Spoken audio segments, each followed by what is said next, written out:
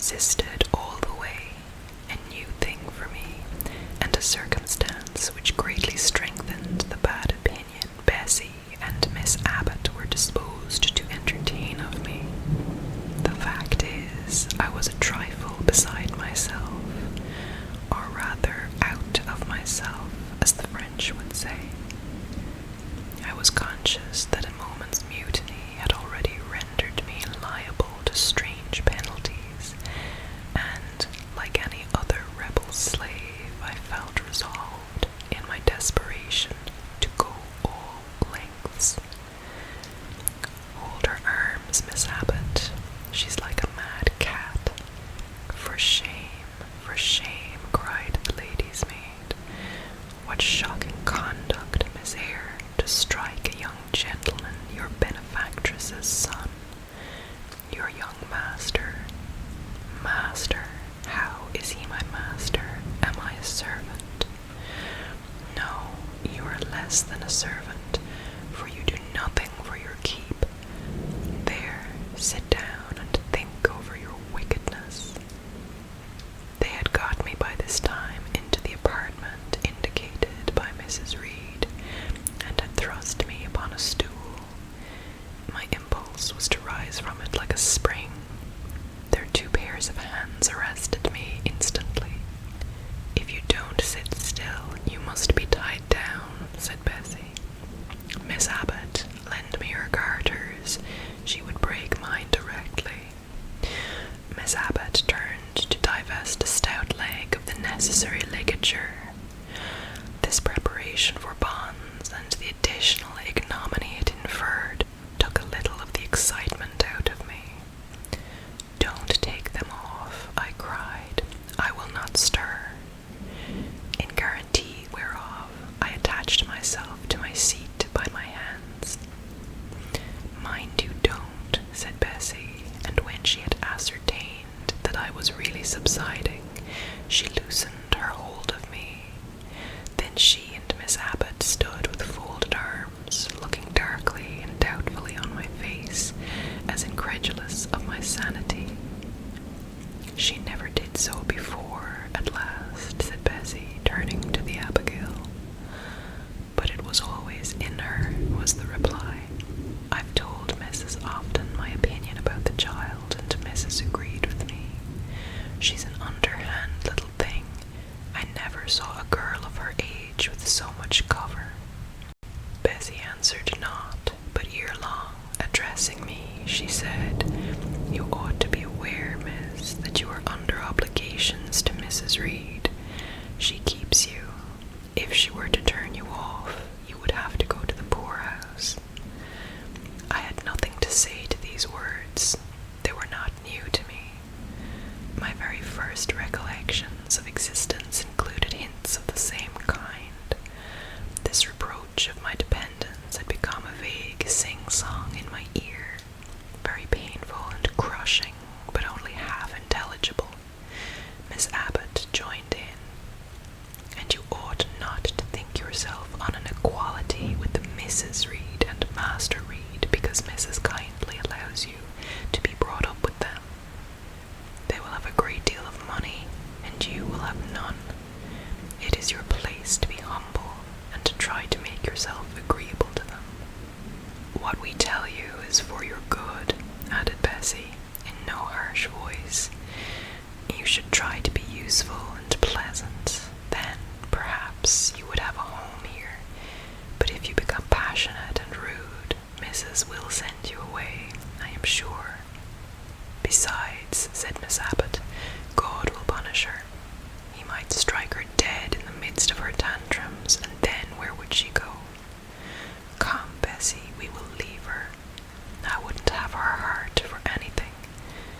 Say your prayers, Miss Eyre, when you are by yourself, for if you don't repent, something bad might be permitted to come down the chimney and fetch you away. They went, shutting the door and locking it behind them.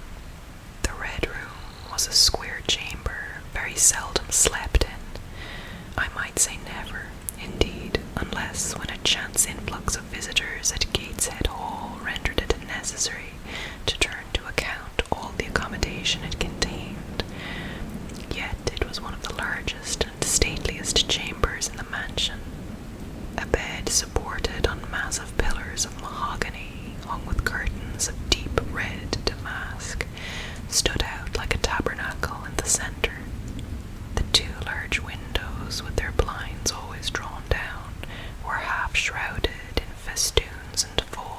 similar drapery. The carpet was red. The table at the foot of the bed was covered with a crimson cloth. The walls were a soft fawn colour with a blush of pink in it. The wardrobe, the toilet table, the chairs were of darkly polished old mahogany. Out of these deep surrounding shades rose high and cleared white the piled up mattresses and pillows of the bed, spread with a snowy Marseille counterpane. Scarcely less prominent was an ample cushioned easy chair near the head of the bed, also white, with a footstool beside it, and looking, as I thought, like a pale throne. This room was chill because it seldom had a fire. It was silent because remote from the nursery and kitchen, solemn because it was known to be so seldom entered. The housemaid alone came here on Saturdays to wipe from the mirrors and the furniture a week's quiet dust, and Mrs. Reed herself, at far intervals, visited it to review the contents of a certain secret drawer in the wardrobe where were stored diverse parchments, her jewel casket, and a miniature of her deceased husband. And in those last words lies the secret of the Red Room, the spell which kept it so lonely in spite of its grandeur. Mr. Reed had been dead 9 years. It was in this chamber he breathed his last. Here he lay in state, hence his coffin was borne by the undertaker's man. And since that day, a sense of dreary consecration had guarded it from frequent intrusion. My seat, to which Bessie and the bitter Miss Abbott had left me riveted, was a low ottoman near the marble chimney-piece. The bed rose before me. To my right hand there was the high, dark wardrobe, with subdued, broken reflections varying the gloss of its panels. To my left were the muffled windows. A great looking-glass between them repeated the vacant majesty of the bed and room. I was not quite sure whether they had locked the door, and when I dared move, I got up and went to see. Alas, yes, no jail was ever more secure. Returning, I had to cross before the looking-glass. My fascinated glance involuntarily explored the depth it revealed. All looked colder and darker in that visionary hollow than in reality, and the strange little figure there gazing at me, with a white face and arms specking the gloom, and glittering eyes of fear moving where all else was still, had the effect of a real spirit.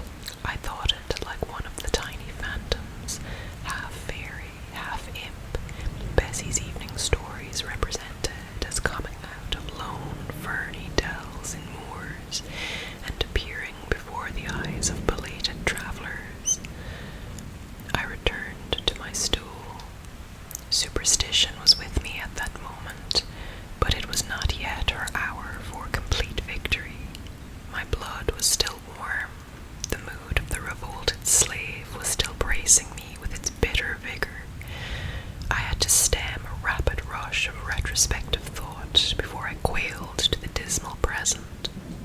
All John Reed's violent tyrannies, all his sister's proud indifference, all his mother's aversion, all the servant's partiality, turned up in my disturbed mind like a dark deposit in a turbid well. Why was I always suffering, always browbeaten, always accused, forever condemned? Why could I never please? Why was it useless to try to win anyone's favor? Eliza, who was headstrong and selfish, was respected. Georgiana, who had a spoiled temper, a very acrid spite, a captious and insolent carriage, was universally indulged. Her beauty, her pink cheeks and golden curls, seemed to give delight to all who looked at her, and to purchase indemnity for every fault. John no one thwarted, much less punished, though he twisted the necks of the pigeons, killed the little Pete,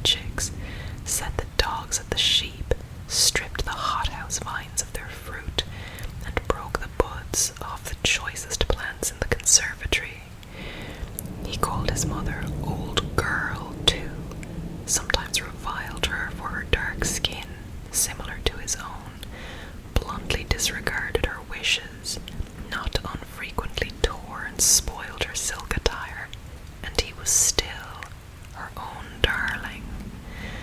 I dared commit no fault. I strove to fulfill every duty, and I was termed naughty and tiresome, sullen and sneaking, from morning to noon, and from noon to night. My head still ached and bled with the blow and fall I had received. No one had reproved John for wantonly striking me, and because I had turned against him to avert further irrational violence, I was loaded with general opprobrium. Unjust, unjust, said my reason, forced by the agonizing stimulus into precocious though transitory power, and resolve, equally wrought up, instigated some strange expedient to achieve escape from insupportable oppression, as running away, or if that could not be effected, never eating or drinking more, and letting myself die. What a consternation of soul was mine that dreary afternoon! How all my brain was in tumult, and all my heart in insurrection. Yet in what darkness, what dense ignorance was the mental battle fought! I could not answer the ceaseless inward question, why I thus suffered now at the distance of, I will not say how many years. I see it clearly. I was a discord in Gateshead Hall. I was like nobody there. I had nothing in harmony with Mrs. Reed, or her children, or her chosen vassalage. If they did not love me, in fact, as little did I love them.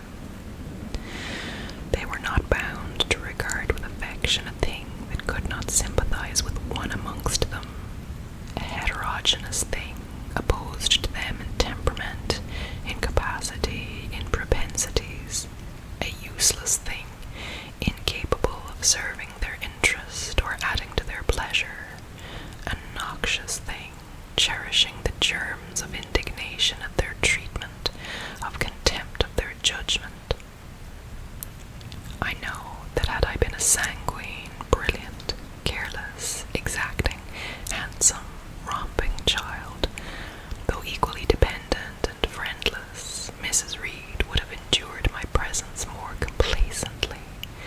Her children would have entertained for me more of the cordiality of fellow feeling.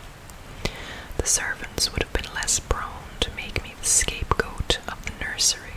Daylight began to forsake the red room. It was past 4 o'clock, and the beclouded afternoon was tending to drear twilight. I heard the rain still beating continuously on the staircase window, and the wind howling in the grove behind the hall. I grew by degrees cold as a stone, and then my courage sank. My habitual mood of humiliation, self-doubt, forlorn depression fell damp on the embers of my decaying ire. All said I was wicked, and perhaps I might be so. What thought had I been but just conceiving of starving myself to death? That certainly was a crime, and was I fit to die? Or was the vault under the chancel of Gateshead Church an inviting bourne? In such vault, I had been told, did Mr. Reed lie buried, and led by this thought to recall his idea, I dwelt on it with gathering dread. I could not remember him, but I knew that he was my own uncle, my mother's brother, that he had taken me, when a parentless infant, to his house, and that in his last moments he had required a promise of Mrs. Reed that she would rear and maintain me as one of her own children. Mrs. Reed probably considered she had kept this promise, and so she had, I dare say, as well as her nature would permit her, but how could she really like an interloper not of her race and unconnected with her after her husband's death by any tie? It must have been most irksome to find herself bound by her hard-wrung pledge to stand in the stead of a parent to a strange child she could not love, and to see an unconditional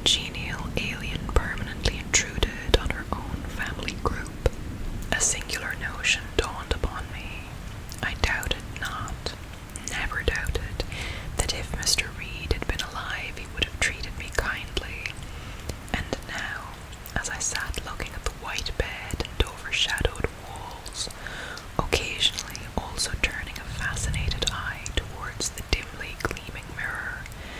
I began to recall what I had heard of dead men troubled in their graves by the violation of their last wishes, revisiting the earth to punish the perjured and avenge the oppressed. And I thought Mr. Reed's spirit, harassed by the wrongs of his sister's child, might quit its abode, whether in the church vault or in the unknown world of the departed, and rise before me in this chamber. I wiped my tears and hushed my sobs, fearful lest any sign of violent grief might waken a preternatural voice to comfort me, or elicit from the gloom some haloed face bending over me with strange pity. This idea, consolatory in theory, I felt would be terrible if realized. With all my might I endeavored to stifle it. I endeavored to be firm. Shaking my hair from my eyes, I lifted my head and tried to look boldly round the dark room. At this moment a light gleamed on the wall.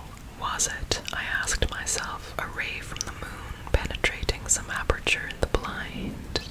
No, moonlight was still, and this stirred while I gazed and glided up to the ceiling and quivered over my head. I can now conjecture readily that this streak of light was, in all likelihood, a gleam from a lantern carried by someone across the lawn. But then, prepared as my mind was for horror, shaken as my nerves were by agitation, I thought the swift darting beam was a herald of some coming vision from another world. My heart beat thick, my head grew hot, a sound filled my ears, which I deemed the rushing of wings. Something seemed near me. I was oppressed, suffocated, endurance broke down. I rushed to the door and shook the lock in desperate effort. Steps came running along the outer passage. The key turned. Bessie and Abbott entered. "Miss Eyre, are you ill?" said Bessie. "What a dreadful noise! It went quite through me," exclaimed Abbott. "Take me out. Let me go into the nursery," was my cry. "What for? Are you hurt? Have you seen something?" again demanded Bessie. "Oh, I saw a light and I thought a ghost would come." I had now got hold of Bessie's hand, and she did not snatch it from me. "She has screamed out on purpose," declared Abbott in some disgust. "And what a scream! If she had been in great pain, one would have excused it. But she only wanted to bring us all here. I know her naughty tricks." "What is all this?" demanded another voice peremptorily, and Mrs. Reed came along the corridor, her cap flying wide, her gown rustling stormily. "Abbott and Bessie, I believe I gave orders that Jane Eyre should be left in the Red Room till I came to her myself." "Miss Jane screamed so loud, ma'am," pleaded Bessie. "Let her go," was the only answer. "Loose Bessie's hand, child. You cannot succeed in getting out by these means, be assured. I abhor artifice, particularly in children. It is my duty to show you that tricks will not answer. You will now stay here an hour longer, and it is only on condition of perfect submission and stillness that I shall liberate you then." "Oh, aunt, have pity. Forgive me. I cannot endure it. Let me be punished some other way. I shall be killed if—" "Silence. This violence is all most repulsive." And so, no doubt, she felt it.